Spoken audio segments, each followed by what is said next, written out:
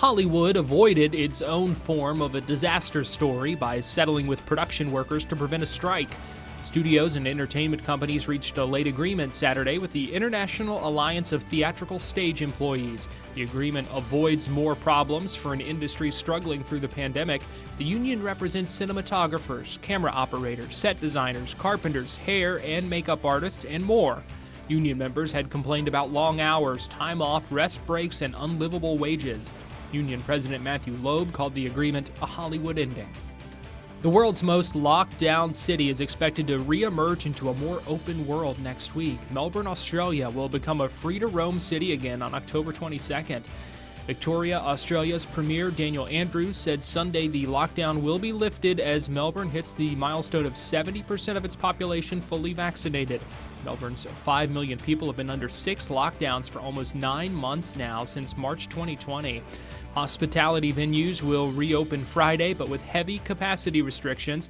Retailers will reopen once 80% of eligible Victorians are fully vaccinated. That's expected by the end of October. Texas is redrawing its congressional map.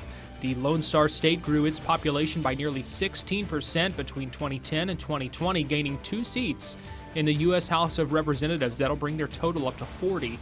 Republicans in Texas's State House signed off on a new congressional map late Saturday, while Democrats viewed the map as discriminatory and failing to give accurate representation to the state's growing Black and Latino population. The map still needs a final vote in both the State House and Senate before being sent to Governor Greg Abbott's desk.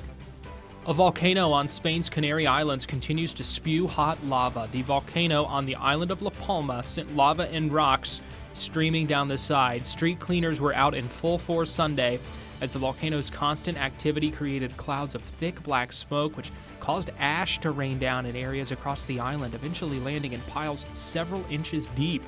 According to local officials, around 7,000 people were forced to evacuate from their homes as eruptions continue. The lava so far has destroyed more than 1,800 acres of land and thousands of buildings. La Palma's volcano has been very active since it first erupted in September.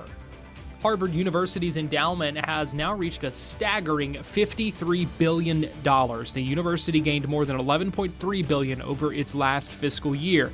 The endowment saw about a 34% gain from July 2020 to June 2021, according to the university's annual report.